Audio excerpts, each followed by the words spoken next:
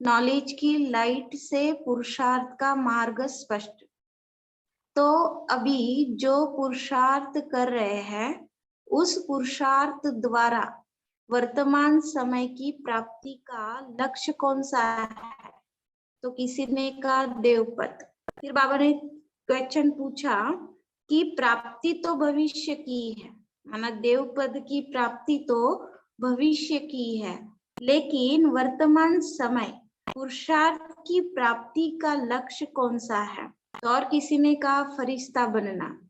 तो फरिश्ते की मुख्य क्वालिफिकेशन क्या है? ये सवाल पूछा बाबा ने कि फरिश्ते की मुख्य क्वालिफिकेशन क्या है। तो फरिश्ता बनने के लिए दो क्वालिफिकेशन कौन सी है? फिर से एक सवाल पूछा है कि फरिश्ता बनना है, तो फरिश्ता बनने की और दो क्वालिफिकेशन कौन सी है? तो फरिश्ता बनने के लिए दो क्वालिफिकेशन कौन सी है? एक है लाइट, दूसरा है माइट चाहिए। एक लाइट चाहिए और दूसरा माइट चाहिए। तो दोनों ही जरूरी है, लाइट और माइट। फरिश्तेपन की लाइफ में स्पष्ट दिखाई देती है। लाइट और माइट फरिश्तेपन की स्पष्ट लाइफ में स्पष्ट दिखाई देती है। लाइट प्राप्त करने के लिए विशेष कौन सी शक्ति चाहिए? फिर से बाबा ने क्वेश्चन पूछा कि अगर लाइट प्राप्त करनी है तो उसके लिए विशेष कौन सी शक्ति चाहिए? तो शक्तियां तो बहुत है ना, लेकिन माइट रूप व लाइट रूप बनने के लिए, माना शक्ति रूप और हल्का बनने के लिए, माइट माने हल्का बनने के लिए एक एक अलग गुण बताओ। एक है मनन और दूसरी है सहन शक्ति। लाइट और माइट बनने के लिए अलग अलग गुण कौन सा चाहिए? एक चाहिए मनन शक्ति और दूसरी चाहिए सहन करने की शक्ति। जितनी सहन शक्ति होती है उतनी सर्व शक्ति मान की सर्व शक्तियां स्वतः ही प्राप्त होती है।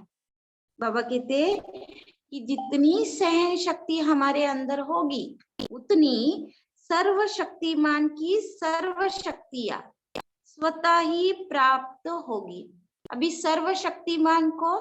तो शिव बाबा, जो मास्टर ऑलमाइटी अथॉरिटी है। और उनकी शक्तियां कौन सी है? तो जो हम कोर्स के अंदर अष्ट शक्तियों को दिखाते या सीखते हैं, अष्ट शक्तियां, उसमें से ही एक है सहन करने की दूसरी शक्ति। पहली शक्ति है समेटने की शक्ति और दूसरी है सहन करने की शक्ति। तो बाबा कहते हैं कि सहन करने की जो शक्ति है वो हमें धारण होगी, हमारे अंदर अगर होगी तो सर्वशक्तिमान की सर्व शक्तियां हमें स्वतः ही प्राप्त होगी। मतलब एक अगर शक्ति हमने धारण की खुद पुरुषार्थ करके, तो जो 7 शक्तियां है, समाने की शक्ति, सहन कर समेटने की शक्ति, समाने की शक्ति, परखने की शक्ति, निर्णय करने की शक्ति, सामना करने की शक्ति, विस्तार को संकीर्ण करने की शक्ति, ये सारी शक्तियां, सातों ही शक्तियां ऑटोमेटिकली हमारे में धारण होगी। तो नॉलेज को भी लाइट कहते हैं ना, तो पुरुषार्थ के मार्ग को सहज और स्पष्ट करने के लिए भी नॉलेज की लाइट चाहिए। इस लाइट के लिए फिर मनन शक्ति चाहिए। तो एक मनन शक्ति और दूसरी सहन करने की शक्ति चाहिए। अगर ये दोनों ही शक्तियां हैं तो फरिश्ते स्वरूप का चलते फिरते किसी को भी साक्षात्कार हो सकता है। माना ब्राह्मण लाइफ में ही अगर हमने ये दो शक्तियां धारण की, मनन करने की शक्ति और सहन करने की शक्ति, तो बाबा कहते चलते फिरते किसी को भी हमारे द्वारा फरिश्ते स्वरूप का साक्षात्कार हो सकता है। सहन शक्ति से सर्व गुणों की प्राप्ति हो ही जाती है। जो सहन शक्ति वाला होगा उसमें निर्णय शक्ति, परखने की शक्ति और गंभीरता की शक्ति ऑटोमेटिकली एक के साथ अनेक आ जाते हैं। अभी यहाँ पर बाबा ने जो निर्णय करने की शक्ति और परखने की जो शक्ति कही है वो अष्ट शक्तियों में से एक है, और जो गंभीरता की जो शक्ति कही है वो दिव्य गुणों के अंदर आता है, या तो कहेंगे ये दिव्यता है, होगी हमारे अंदर, दैव्यता होगी। तो सहन शक्ति भी आवश्यक है और मनन शक्ति भी आवश्यक है। मनसा के लिए है मनन शक्ति। अभी जो बाबा कहते हैं कि अभी जो भी सेवा होगी वो मनसा सेवा ही होगी, हम मन से ही सेवा कर सकेंगे, है ना। और इसमें तीनों ही सेवाएं शामिल होगी, मनसा, वाचा और कर्मणा। तो बाबा कहते हैं कि मनसा के लिए है मनन शक्ति और वाचा तथा कर्मणा के लिए है सहन शक्ति। अगर हमें अगर तीनों ही सेवाएं करनी है और उसमें विहंग मार्ग की सेवा करनी है तो उसके लिए ये दोनों भी हमें शक्तियां चाहिए, मनन करने की शक्ति और सहन करने की शक्ति। सहन शक्ति है तो फिर जो भी शब्द बोलेंगे वह साधारण नहीं।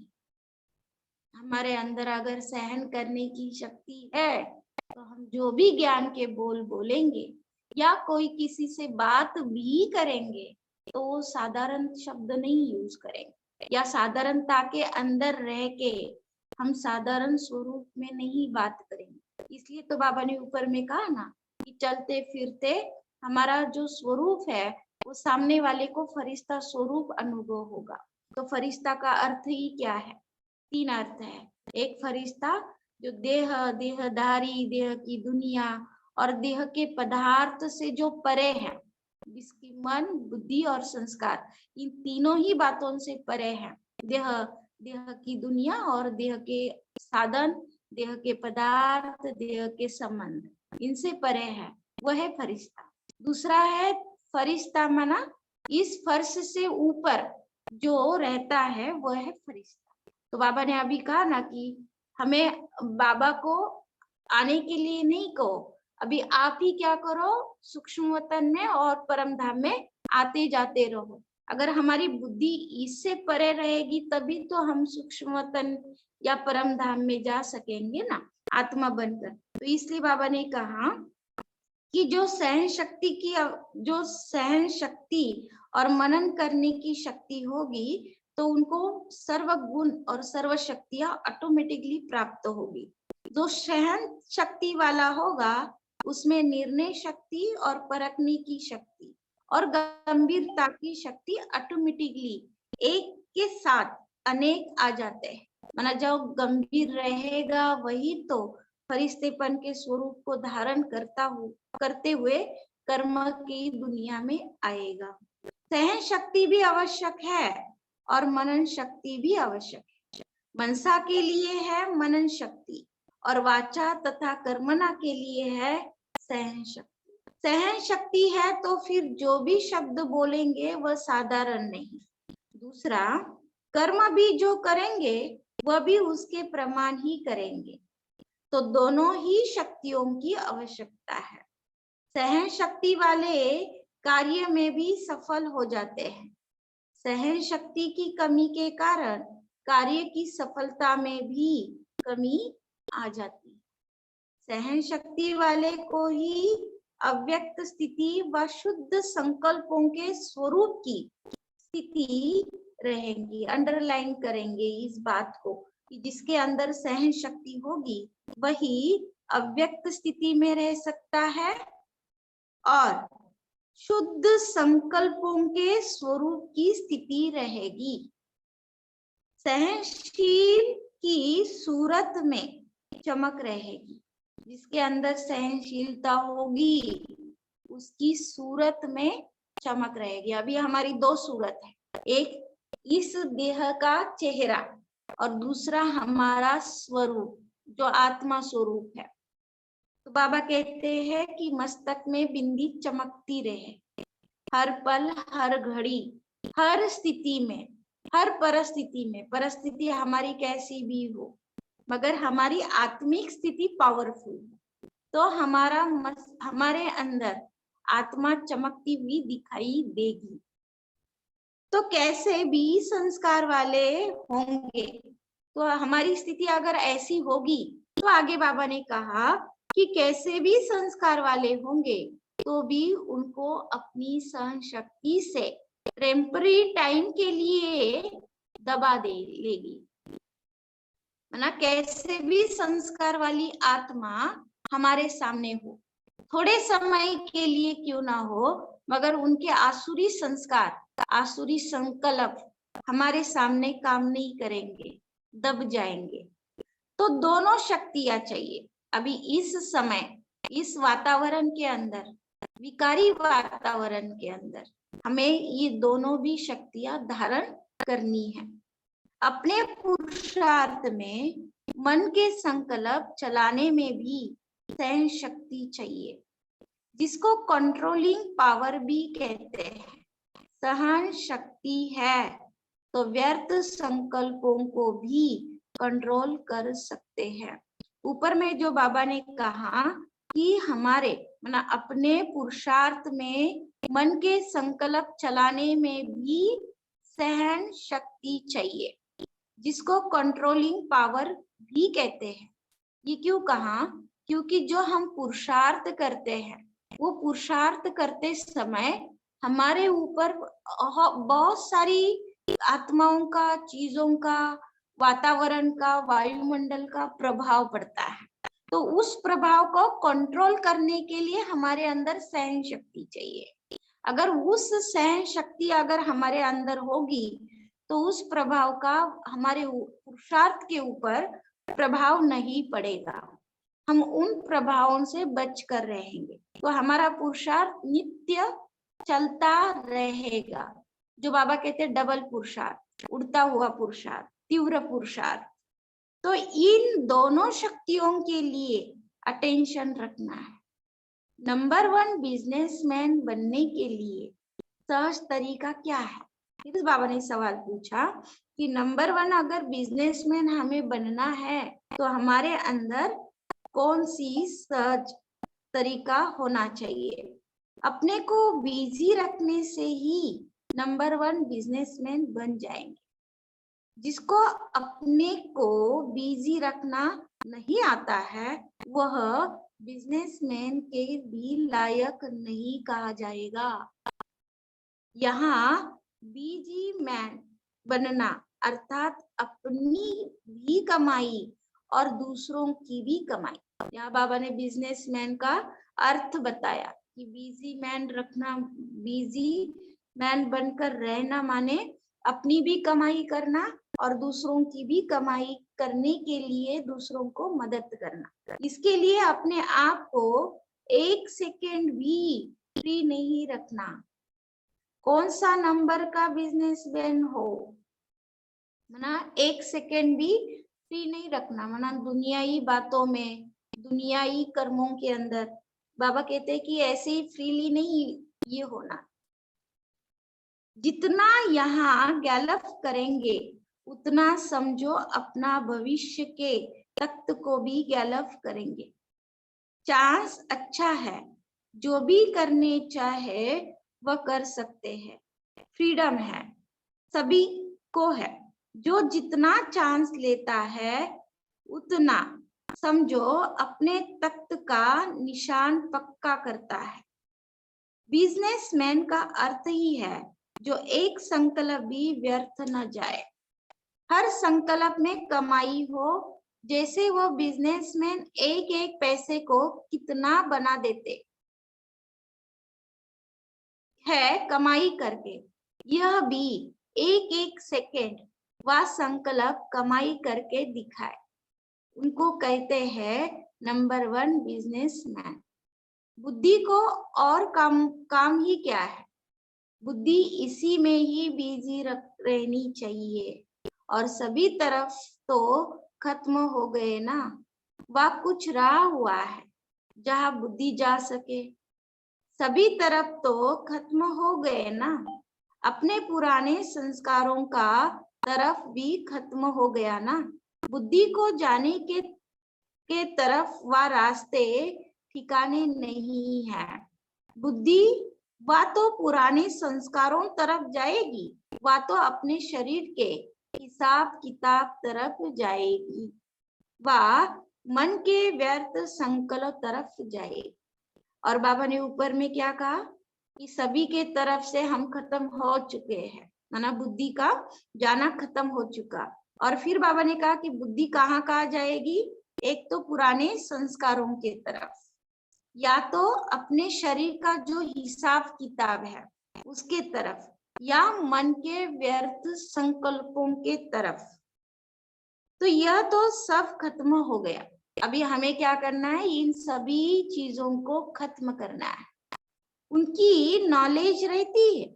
मैंने बाबा ने ये भी कहा कि भले शरीर का रोग होता है, उसका ज्ञान भी होगा, नॉलेज भी होगी कि कहाँ पर हमें दर्द हो रहा है,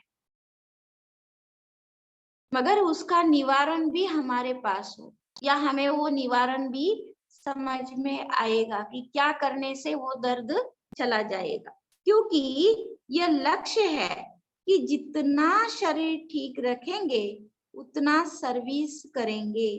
बाकी अपनेपन का कोई व्यर्थ स्वार्थ नहीं है। सर्विस के निमित्त करते हो, ये साक्षीपन हुआ ना। माना जो भी हम करते हैं वो उसमें अगर सर्विस छिपाई होगी तो वो स्वार्थ के अंदर नहीं आएगा, वो क्या होगा, साक्षीपन हुआ। अभी सिर्फ एक ही मार्ग रह गया, बाकी जो अनेक मार्ग होने के कारण बुद्धि भटकती थी वह मार्ग सब बंद हो गए ना। ऑलमाइटी गवर्नमेंट की जैसे सील लग गई हुई कब खुलती नहीं है, जब तक मुकदमा पूरा ना हो। ना बाबा ने यहाँ पर दुनिया की बात कही। अगर कहा किसी मना जैसे कहते हैं कि कंपनी हो या कोई मकान हो या कुछ भी, जहां पर गवर्नमेंट का सील लग जाता है कि जब तक मुकदमा चलता है तब तक उस सील को, उस लॉक को कोई हाथ नहीं लगा सकते। और अगर हाथ लगा भी दिया जाए, लग भी जाए, या वो खोलने की कोई कोशिश भी करे, तो उसमें उसको फिर से केस होगी, उसके ऊपर फिर से दोबारा मना मुकदमा चलेगा।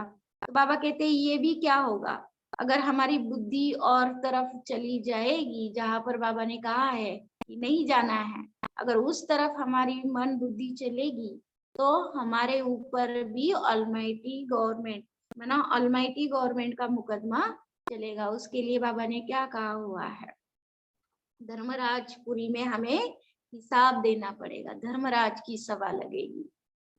तो ऐसे अपनी चेकिंग करनी चाहिए, जैसे कोई की तकदीर में होता है तो सरकमस्टेंसेस भी ऐसे बनते हैं जैसे कि लिफ्ट का रूप बन जाता है। यहाँ भी जिसकी कलप पहले की तकदीर व ड्रामा की नूंद है, भले अपना भी पुरुषार्थ रहता है, लेकिन साथ साथ ये लिफ्ट भी दैवी परिवार द्वारा मिलती है और बाप दादा द्वारा भी गिफ्ट मिलती है। तो यह भी चेक करना है कि अब बाप दादा द्वारा व दैवी परिवार द्वारा किस किस प्रकार की गिफ्ट प्राप्त हुई है। यहाँ पर एक बात अंडरलाइन करे, बाबा ने ब्राह्मण परिवार नहीं कहा है, बाबा ने दैवी परिवार कहा है। तो दैवी परिवार कहाँ पर है, अभी तो नहीं है, सतयुग में होगा। मगर बाबा कभी कभी कहते हैं कि देवताएं भी तरसते ब्रह्मा भोजन के लिए। तो अभी देवताओं की सभा लगती है, कहाँ पर, सूक्ष्म वतन में, और वहां पर देवताएं और फरिश्ता आपस में मिलते हैं, है ना। इसका अर्थ है कि हमारा पुरुषार्थी स्वरूप फरिश्ता मतलब मन, बुद्धि और संस्कार का जो स्वरूप है, जो गुणों का, शक्तियों का हमारा स्वरूप है, लाइट का स्वरूप, उसको ही फरिश्ता स्वरूप कहते हैं। तो अभी भी हमने दो स्वरूप धारण किए हुए हैं, एक साकारी स्वरूप और एक फरिश्ता स्वरूप। जितना जितना हमारा शक्तियों का और दिव्य गुणों का स्तर बढ़ता जाएगा, उतना उतना हमारा फरिश्ता स्वरूप धारण होता जाएगा। और जितना जितना हमारा आत्मा के गुणों का स्वरूप बढ़ता जाएगा, उतना हमारा साकारी स्वरूप जो है वो शक्तिशाली बनता जाएगा। और जितना हमारा आत्मा के गुणों का स्वरूप बढ़ता जाएगा, उतना हमारा स्पष्ट दैवी स्वरूप माने ही फरिश्ता स्वरूप लोगों को दिखाई देगा। ये बहुत गुह्य बात है, उसको अंडरलाइन करें सभी कि अभी हमें क्या करना है। आत्मा के गुणों के ऊपर जो बाबा की शक्ति, ऑलमाइटी ऑथोरिटी जो शिव बाबा है, उनसे जो हमें अष्ट शक्तियां प्राप्त होती है, और जो हमें धारण करनी है दैवी शक्ति, दैवी गुण, जो देवताई गुण हमारे पुरुषार्थ से हमें धारण करने हैं, वो हमें क्या करने हैं, अभी उसके ऊपर ही हमें काम करना है, मतलब पुरुषार्थ करना है। तब हमारा क्या होगा, जो आज बाबा मुरली में के अंदर हमें शिक्षाएं दे रहे हैं, उन शिक्षाओं को हम धारण कर पाएंगे।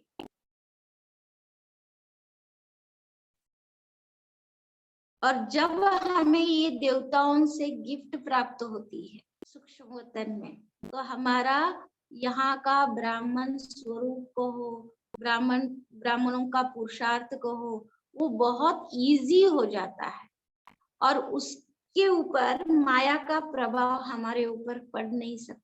मना कहते हैं ना कि चलते चलते अगर हमारा पुरुषार्थ बहुत अच्छा है और चलते चलते ढीला हो जाता है, तो हम क्या कहेंगे कि माया की नजर लगी, या किसी की नजर लगी, या हमारे खुद का ही कोई अवगुण सामने आ जाता है। तो बाबा कहते हैं ये पुरुषार्थ के अंदर विघ्न नहीं आएंगे। इसलिए बाबा ने ये कहा कि दैवी परिवार द्वारा किस किस प्रकार की गिफ्ट प्राप्त हुई है। बड़े बड़े आदमियों को गिफ्ट मिलती है तो शोकेस में उसे संभाल कर रख देते हैं। तो हमें भी पता होना चाहिए, अगर वो बड़े बड़े आदमी वो शोकेस देखेंगे तो उनको पता चलेगा ना कि किस टाइम पर किसने हमें ये गिफ्ट दी। तो हमें भी पता होना चाहिए कि कौन से देवता ने मुझे कौन सी गिफ्ट दी। तो शोकेस में उसे संभाल कर रख देते हैं, उससे अपने देश का नाम बाला करते हैं। और यहाँ जो समय प्रति समय गिफ्ट प्राप्त हुई है, उस द्वारा बाप दादा का और कुल का नाम बाला करना है। अभी यहाँ पर कौन से कुल का नाम बाला करना है, तो बाप दादा का माने शिव बाबा और ब्रह्मा बाबा, और कुल माना ब्राह्मण कुल का नाम हमें क्या करना है, बाला करना है।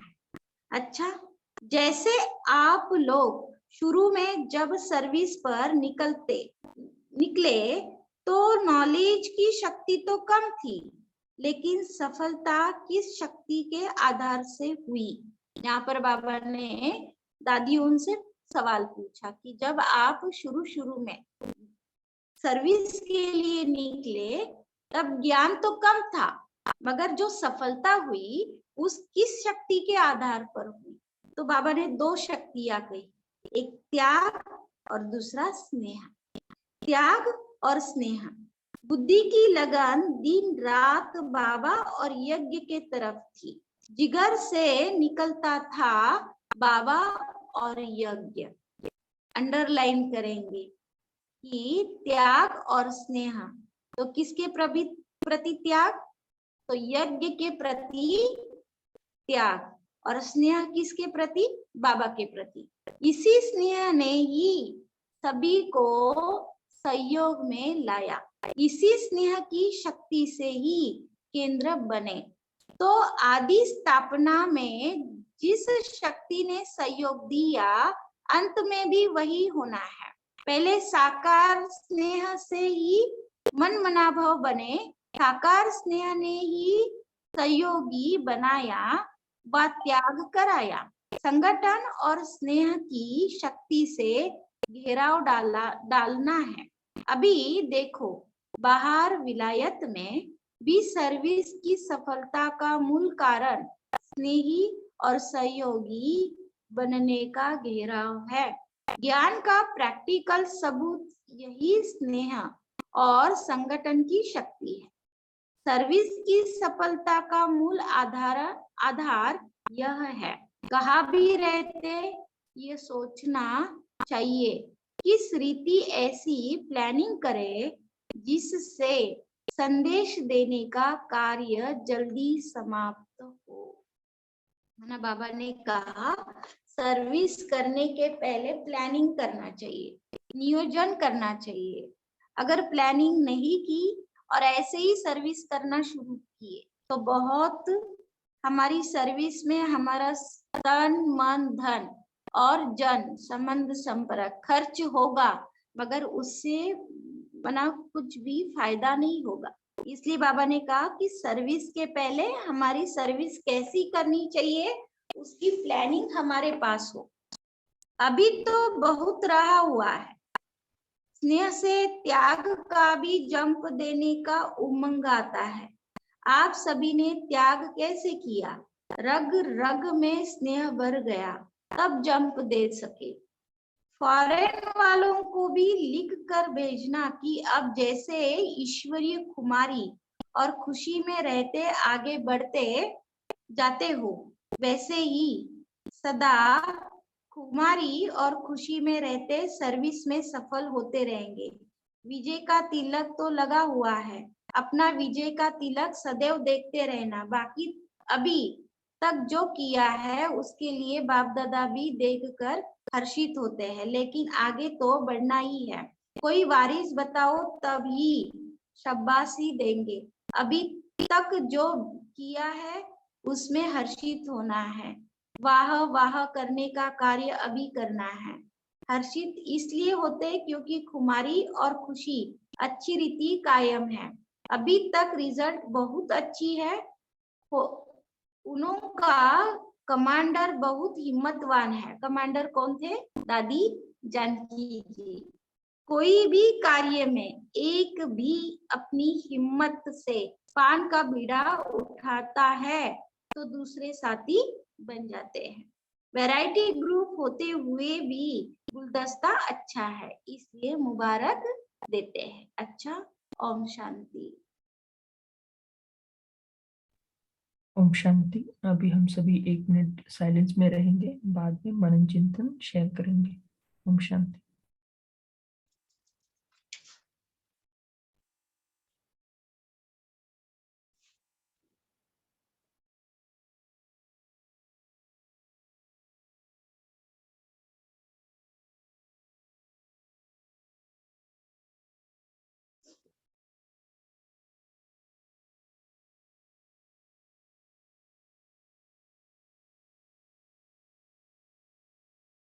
ओम शांति।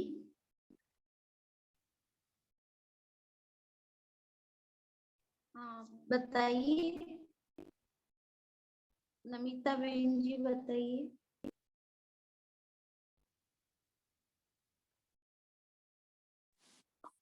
ओम शांति दीदी। ओम शांति। हाँ कौन सा दीदी, हाँ आज बाबा ने बोला कि फरिश्तापन की अनुभव करने के लिए एक तो मनन शक्ति और दूसरी सहन शक्ति को धारण करना है। बाबा ने कहा सहन शक्ति से सर्व शक्तियां स्वतः प्राप्त होती है। मनसा के लिए मनन शक्ति अर्थात ज्ञान चाहिए पुरुषार्थ के लिए, और वाचा तथा कर्मणा के लिए सहन शक्ति चाहिए। जिसमें सहन शक्ति है वह अव्यक्त स्थिति में सदा रहती है और उसमें शुद्ध संकल्पों की स्वरूप की स्थिति भी रहेगी। तो सहनशील की सहनशील के बाबा ने उसका विशेषता बोला कि सहनशील की सूरत में सदा चमक दिखाई देती है, जिसमें सहन शक्ति है, कैसे भी संस्कार वाली आत्माएं उनके सामने आता है तो वह हाँ वह सहन शक्ति से अपनी कंट्रोलिंग पावर को यूज करके उसको सहज से हैंडल कर पाते हैं। और सहन थोड़े थोड़े शब्दों में थोड़े से सभी का सुन लेंगे। हाँ ठीक है, 4-5 ठीक है दीदी। किया ओम है। शांति, स्वाति का ओम शांति। ओम शांति। मॉर्निंग। Good morning. आज बाबा ने नॉलेज की लाइट से पुरुषार्थ का मार्ग स्पष्ट इसके लिए कहा कि वर्तमान समय जो है आपका प्राप्ति या लक्ष्य कौन सा है, तो हमारा लक्ष्य संपूर्ण स्वरूप जो है हमारा फरिश्ता बनना, और भविष्य का प्रारब्ध तो देवपद है। तो बाबा ने फरिश्ता बन के लिए क्वालिफिकेशंस कही कि लाइट और माइट चाहिए। तो जो फरिश्तेपन की लाइफ में लाइट माइट दिखाई देती है ना, तो बाबा ने कहा कि उसके लिए भी मनन शक्ति भी चाहिए, साथ साथ सहन शक्ति भी चाहिए। जितनी आपके अंदर सहन शक्ति है उतनी सर्वशक्तिमान की जो सर्वशक्तियां है स्वतः प्राप्त होती है। तो नॉलेज को ही लाइट कहा जाता है ना, रोशनी है। कैसे नॉलेज अमृत भी कहा है, वैसे सोर्स ऑफ इनकम भी है। तो जितना जितना नॉलेज के हमें नॉलेज मिलता है तो पुरुषार्थ का मार्ग भी सहज हो जाता है, और ये मार्ग सहज और स्पष्ट करने के लिए नॉलेज की लाइट चाहिए। ओम शांति। ओम शांति जी। ओम शांति। बाबा ने आज बोला कि जो सहन शक्ति जिसके अंदर होती है ना, उसमें सर्व गुण ऑटोमेटिक आ जाते हैं। बाबा ने कहा जो सहन शक्ति वाला होता है उसमें निर्णय शक्ति, परखने की और गंभीरता की शक्ति ऑटोमेटिकली एक साथ मतलब आ जाते हैं गुण। ओम शांति। ओम शांति। ओम शांति। आज बाबा ने ओम शांति। आज बाबा ने मतलब पूछा है कि है ना, बिजनेसमैन बनने का सहज तरीका क्या है। तो फिर बाबा ही बता रहे हैं, अपने को बिजी रखने वाला ही नंबर 1 बिजनेसमैन बन सकता है। जिसको बिजी रखना नहीं आता वो बिजनेसमैन भी नहीं बन सकता है। तो यहाँ मतलब बाबा आगे बता रहे हैं, यहाँ बिजनेसमैन बनने का मतलब है अपनी भी कमाई करना और दूसरों को भी कराना। तो आगे बाबा बोलते हैं, इसके लिए 1 सेकंड भी फ्री नहीं रहना। मतलब फ्री रहना मतलब कि हर पल, हर सेकंड, हर कर्म में बाबा को याद करना। तो फिर बाबा फिर पूछते हैं दोबारा, फिर बाबा का क्वेश्चन है, कौन से नंबर के बिजनेसमैन बनने को। तो जितना यहाँ हम कमाई करेंगे, मतलब गैलप करेंगे, अपने का वो पुरुषार्थ करेंगे, तो उतना ही भविष्य के तक का गैलप मतलब होगा। तो अच्छा चांस है। जो चांस लेना चाहे वो चांस ले सकता। वो जो जितना चांस लेगा वो उतना ही चांसलर बनेगा। इस मुंडी में नहीं है, लेकिन आगे हम लोगों ने सुना है। तो बिजनेसमैन का अर्थ ही है एक संकल्प, एक भी संकल्प व्यर्थ नहीं जाए, हर समय कमाई करना है। ओम शांति। ओम शांति। ओम शांति। ओम शांति। आज आप दादियों की बातें कर रहे थे। जैसे आप लोग शुरू में जब सर्विस पर निकले तो नॉलेज की शक्ति तो कम थी, लेकिन सफलता की शक्ति के आधार से हुई त्याग और स्नेह। बुद्धि ही लगन दिन रात बाबा और यज्ञ के तरफ थी। जिगर से निकलता था बाबा और यज्ञ। इसी स्नेह से ही सभी को सहयोग में लाया। इसी स्नेह की शक्ति से ही केंद्र बनी। तो आदि स्थापना में जिस शक्ति ने सहयोग दिया, अंत में भी वही होना चाहिए। ओम शांति। ओम शांति। ओम शांति। ओम शांति। ओम शांति। आज बाबा ने कहा कि सर्विस के हम निमित्त हैं, तो ये हम सर्विस में भी साक्षीपन है क्योंकि अभी हमारा सिर्फ एक ही मार्ग रह गया है, बाकी जो अनेक मार्ग थे उनके कारण जो बुद्धि भटकती थी वो मार्ग, सभी मार्ग बंद हो गए क्योंकि ऑलमाइटी गवर्नमेंट की सील लग गई। तो बाबा ने कहा जब किसी गवर्नमेंट की सील लग जाती है तो वो खुलती नहीं जब तक वो मुद्दा पूरा ना हो। तो ऐसे हमें अपनी चेकिंग करनी चाहिए कि कोई की तकदीर में हो तो चेकिंग करनी चाहिए कि कोई बीच में हमारा बुद्धि इधर-उधर भटकती तो नहीं है। फिर बाबा ने ये भी कहा कि किसी की तकदीर में होगा तो सर्कमस्टांसेस भी ऐसे बनते जाएंगे कि लिफ्ट मिलती जाएगी। जो ड्रामा में नूंद है, तकदीर में उनकी नूंद है, तो उनको देवी परिवार का और बाप दादा की गिफ्ट भी मिलती जाएगी। तो अभी ये देखना है कि हमको किस किस प्रकार की गिफ्ट मिली है और जिससे हमें बाप दादा और कुल का नाम बाला करना है। ओम शांति। ओम शांति। अभी ग्रुप में ऐसा कोई है जिनको बाप दादा से या दैवी परिवार से कोई गिफ्ट मिली हो और वो अपना अनुभव सुना सके या सुनाना चाहते हैं, ऐसे कोई है? मतलब मुरली की पॉइंट के अलावा किसी को ये अनुभव है कि कोई विशेष ऐसा अनुभव कि जो बाप दादा से किसी गुण की, किसी शक्ति की ऐसी गिफ्ट मिली है या वरदान मिला है? ओम शांति। मेरे ओम आत्मा शांति। का ये अनुभव है कि जैसे चंदन का खुशबू है, ऐसा निरंतर हाँ। खुशबू आ जाता है। ये मंदिर घर है, ये मंदिर बन गया है और ये हाँ, खुशबू ओम शांति। ओम शांति। नेचुरल हो जा रहा है। अच्छा अच्छा। मना खुशबू फैलती जा रही है अभी आपके वातावरण के अंदर। हाँ जी, चंदन की खुशबू, चंदन का ये जो है वो पवित्रता की निशानी है। हाँ जी, और आत्माओं को भी अनुभव हो रहा है। ओम शांति। हाँ सही, अभी समझ में आया। और बताए, अभी ओम शांति किया था भाई जी। ओम शांति। हेलो, कोई अनुभव सुनाना चाहते हैं या अपना मनन चिंतन?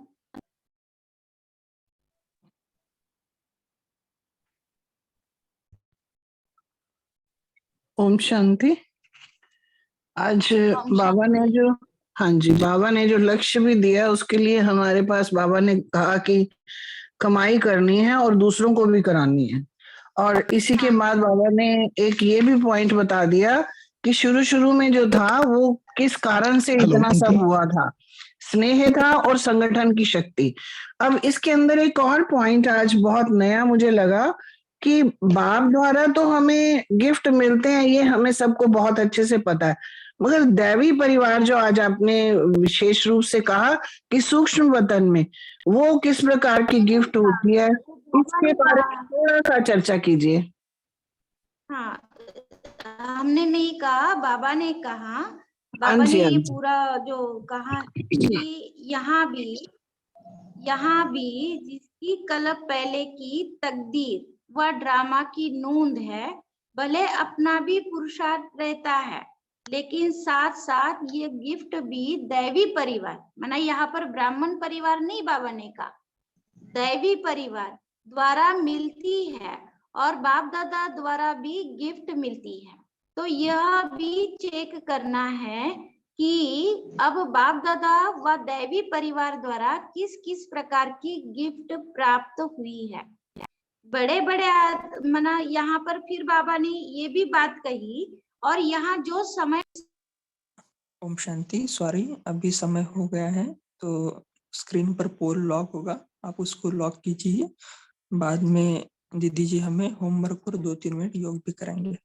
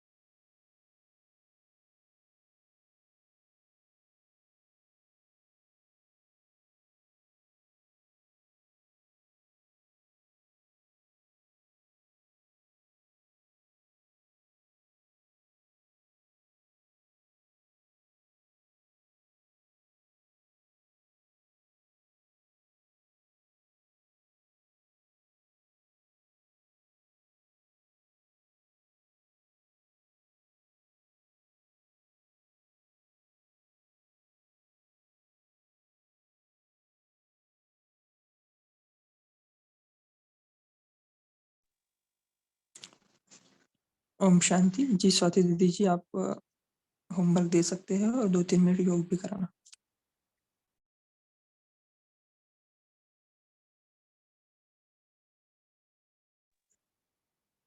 स्वाति दीदी जी अनम्यूट कीजिए।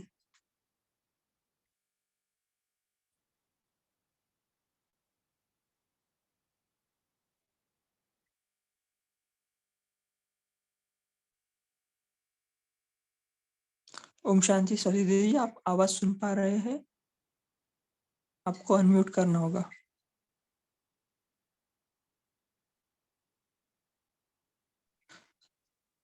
अभी आवाज आ रही है? हाँ जी, हाँ जी। तो आज बाबा ने जो मुरली में कहा कि हमें गिफ्ट लेनी है देवी परिवार और बाप दादा से, तो हमें दिन भर में, ये हमारा होमवर्क रहेगा कि दिन भर में फरिश्ता स्वरूप धारण करके सूक्ष्मतन में जाना और बाप दादा से और एडवांस पार्टी की जितनी भी आत्माएं हैं उनसे हमें गिफ्ट लेनी है। तो वो गिफ्ट हम दिव्य शक्तियों की ले सकते हैं या बना बाबा की अष्ट शक्तियों की ले सकते हैं या देवताई गुणों की ले सकते हैं या आत्मा के जो गुण है 7 गुण उनकी ले सकते हैं। तो वो लेनी है और उनको धारण करना है और फरिश्ता स्वरूप दिन भर में चलते फिरते इमर्ज रखना है। आज ज्यादा से ज्यादा हमारे साकार स्वरूप को मर्ज रखते, फरिश्ता स्वरूप को इमर्ज रखना। ओम शांति। अभी थोड़े समय के लिए हम योग करेंगे। बिल्कुल डिटैच होना है, अपने आप को हल्का समझे और आत्मिक स्वरूप को के अंदर स्थित रहते अपना फरिश्ता स्वरूप इमर्ज करना है और 1 सेकेंड में सूक्ष्मतन में चलना है। अपनी मन बुद्धि से सूक्ष्मतन में पहुंच जाना है फरिश्ता स्वरूप लेके। सामने बाबा को देखना है, प्यारा बाबा, मीठा ब्रह्मा बाबा जो हमारी अलौकिक माँ है, वो हम सभी फरिश्तों को अपनी बाहों में भर रहे हैं। फरिश्तों की महफिल लगी हुई है।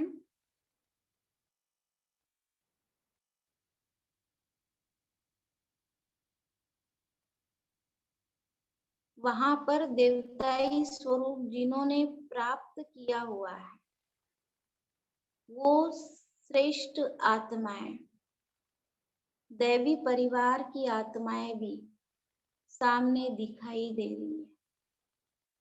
उसमें मम्मा है, प्रकाश मणि दादी जी है, गुलजार दादी जी है, जानकी दादी जी है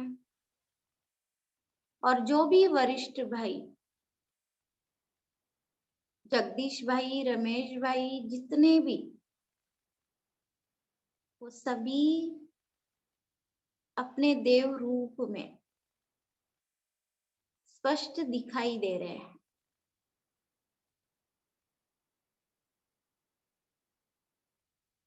और हम फरिश्ते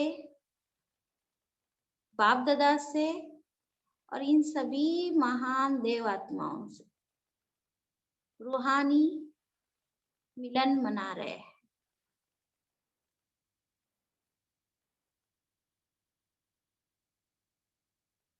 रूहानी स्नेह भरपूरता से हम एक दूसरे से दे रहे हैं।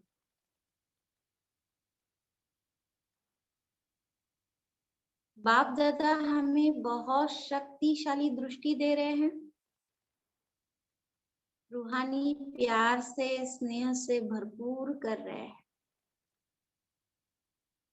अनुभव करना है कि हम एक एक से दृष्टि ले रहे हैं। दृष्टि से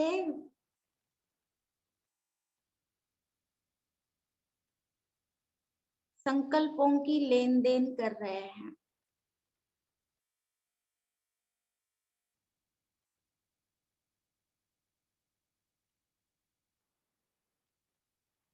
और उन विचारों में, संकल्पों में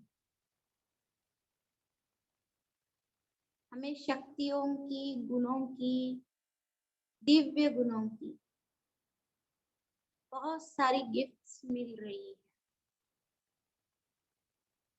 बाप दादा से, मम्मा से, और हमारे जो वरिष्ठ दादियाँ है, भ्राताएं है, भाई है, उन सभी से।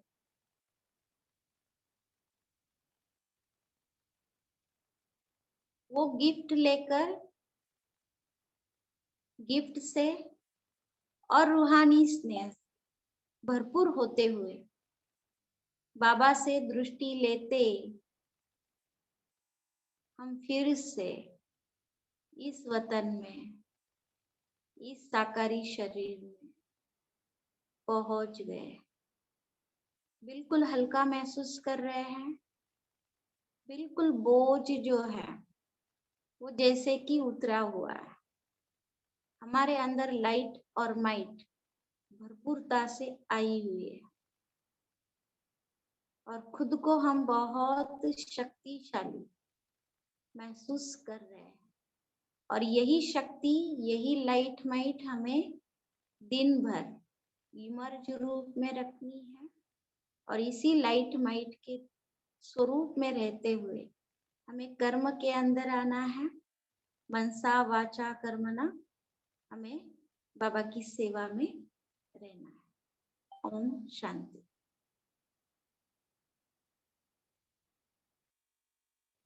ओम शांति। ओम शांति। ओम शांति। थैंक यू बाबा। ओम शांति। Thank you. ओम शांति। शांति दीदी। Om Shanti. Have a good day to all. Om Shanti दीदी। ओम शांति। ब्राह्मण परिवार, सभी ब्राह्मण परिवार, ओम शांति। ओम शांति शिव बाबा। ओम शांति। ओम शांति जी।